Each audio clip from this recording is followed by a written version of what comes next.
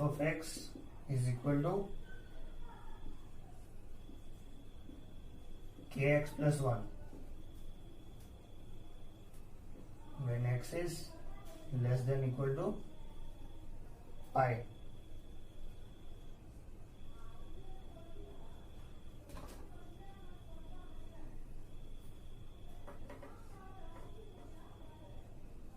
और दूसरा है तुम्हारा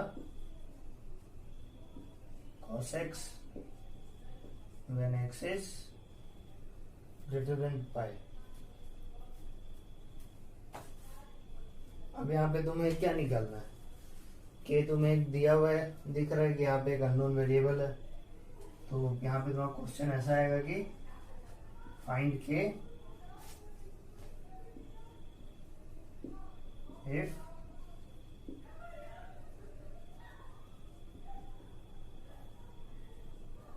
f is continuous at x equal to pi.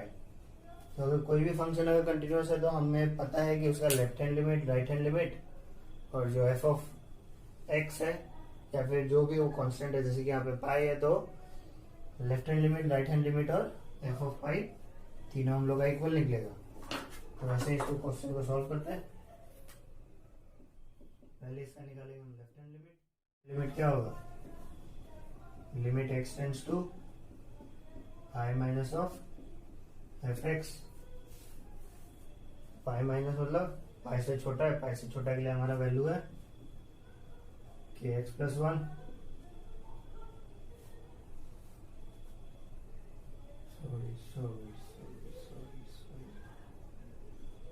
Limit x tends to pi minus f x की जगह पे आ गया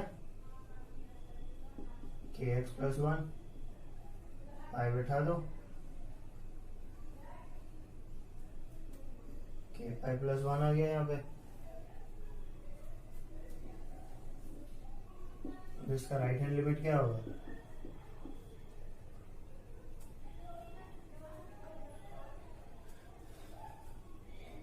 right hand limit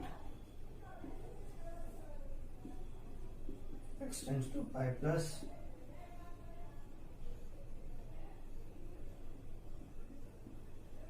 of f x. तो पाई से बड़ा तो cos x आएगा, तो लिमिट x टेंड्स टू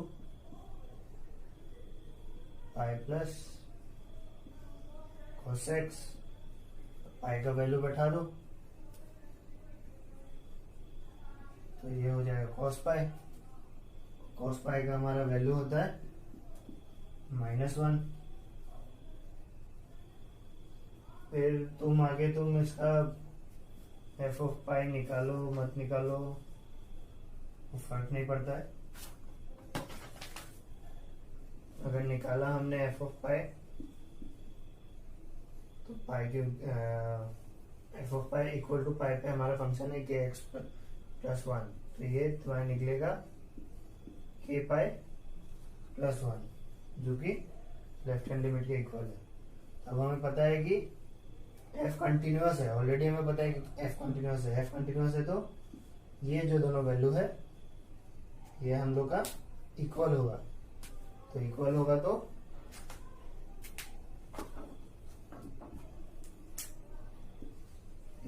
क्या होगा, k pi plus one equal to -1।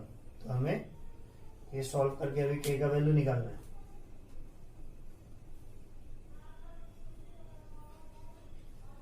अभी तुम पहले वीडियो को पॉज करके तुम ट्राई करो निकालने का, यहाँ पे तुम्हारा के का वैल्यू क्या निकलता है, फिर मैं जब निकालूंगा तो उसके साथ कंपेयर कर लेना।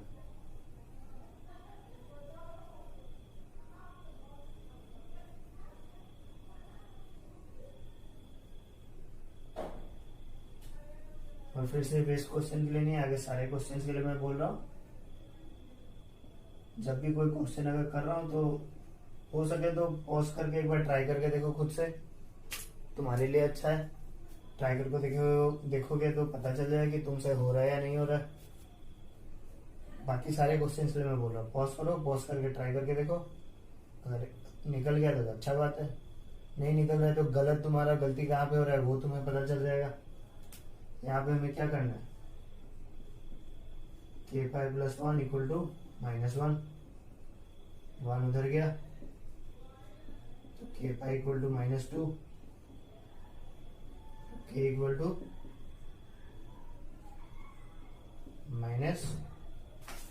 -2/पाई, यही अपना आंसर है।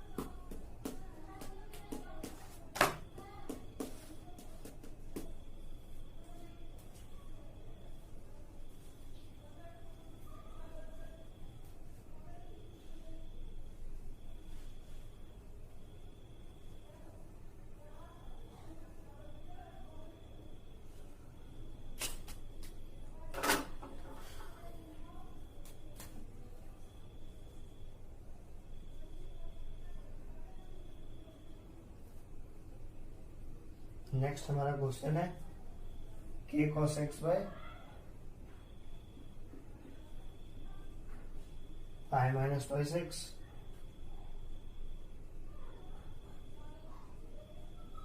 when x is not equal to π/2। दूसरा है इसका value 3, when x is equal to π/2। अब निकालना है हमें फाइंड के if f is continuous at x equal to π/2। तो वापस हमारा वही फंडा आ जाता है, LHL equal to RHL equal to f of π/2 निकालो, वो सारा सेम आ रहा है कि नहीं। तो यहाँ पे LHL और RHL तो वो हमें पता है π/2 से एक बड़ा होगा, π/2 से एक छोटा होगा, वो दोनों ही नॉट इक्वल टू π/2 होगा। तो यहाँ पे हमें दिख रहा है कि π/2 से राइट जाओ लेफ्ट जाओ उससे कोई मतलब नहीं है, फंक्शन जो है तुम्हारा यही रहेगा। और तुम्हें x के जगह पे तुम्हें π/2 ही बैठाना पड़ेगा कि जस्ट छोटा सा माइन्यूट सा ऊपर नीचे है, तो तुम ऐसे ही π/2 बैठाओगे तो ऐसे भी तुम्हारा LHL, चाहे तो तुम चाहो तो तुम अलग से तुम ये ट्राई करके देख लो, तुम्हारा जो LHL और RHL है वो तुम्हारा दोनों सेम आएगा। तो मैं दोनों करने के बजाय मैं एक ही कर रहा हूं।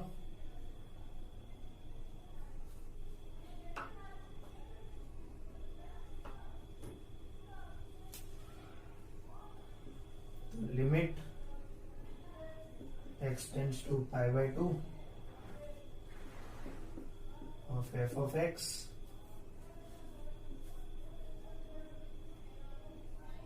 is equal to limit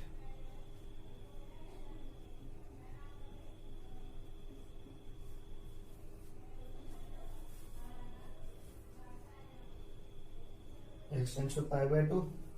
अब tends to π/2 है, वही मैंने बोला π/2 नहीं है लेकिन टेंड्स टू है, चाहे तो लेफ्ट हैंड लिमिट हो या राइट हैंड लिमिट हो। तो यहाँ पे हमारा फंक्शन आएगा k cos x by pi minus twice x. ये जो हमारा k बाहर आ गया, limit x tends to π/2 cos x by pi minus twice x. तो π/2 अगर ऊपर बैठाया तो cos π/2 0 होता है, π/2 अगर इधर बैठाया तो 2 कट जाएगा, फिर पाई माइनस पाई 0, तो ये 0/0 फॉर्म में आ जाएगा। ये तो इनडिटर्मिनेट फॉर्म है तो ये कर नहीं सकते, हमें इसका लिमिट चेंज करना होगा। तो लेट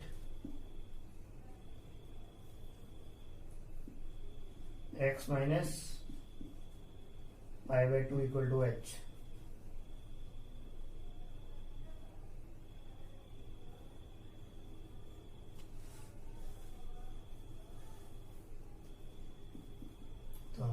x आ जाता है पाई बाय 2 प्लस h,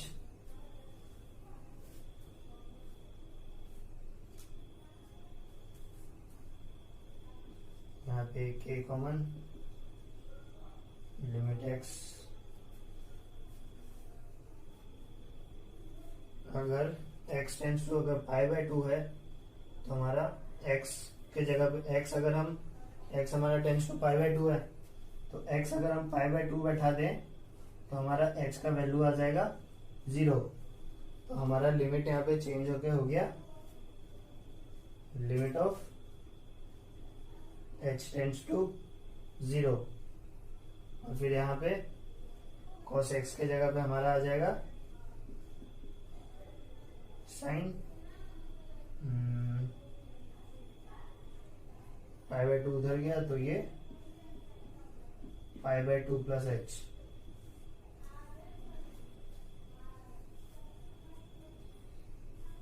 और फिर इससे अगर तुम चेंज करोगे तो ये यहाँ पे तुम्हारा आएगा pi minus pi by 2 plus h, तो फिर अब ये k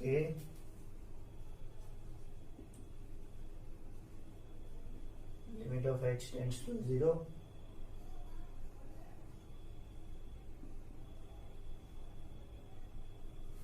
sign pi by 2 plus h, sorry sine नहीं है कॉस, साइन तो ये चेंज होने के बाद बनेगा,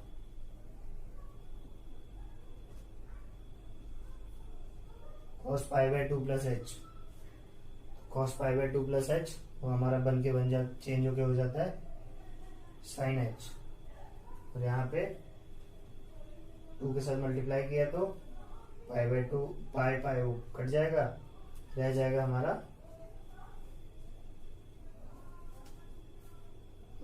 हमारा माइनस 2h,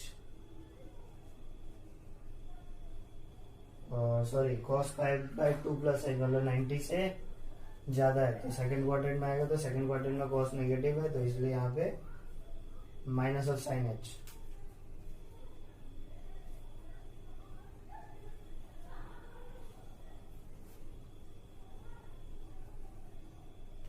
तो अब ये है हमारा k limit h tends to 0 minus sine h minus 2h, minus minus cut गया, 2 बाहर आ गया तो k by 2 limit h tends to 0 sine h by h, तुमने पढ़ा होगा limit h tends to 0 sine h by h है तो उसका वैल्यू हमारा क्या निकलता है 1 होता है उसका वैल्यू, ऐसे तो पुट करेंगे तो 0 बाय 0 इंडिटरमिनेंट फॉर्म होगा, लेकिन ये एक फॉर्मूला है जो लिमिट में था, limit h tends to 0 sine h by h is equal to 1, k by 2 into 1 equal to हमारा निकल गया k बाय 2, अब ये k बाय 2 निकल गया ये, तो अब क्योंकि हमें पता है कि ये जो हमारा फंक्शन है ये कंटिन्यूअस है, तो अगर फंक्शन अगर कंटिन्यूअस है तो k बाय 2 इक्वल टू क्या होगा, k by 2 equal to f of pi by 2, f of pi by 2 कितना है 3,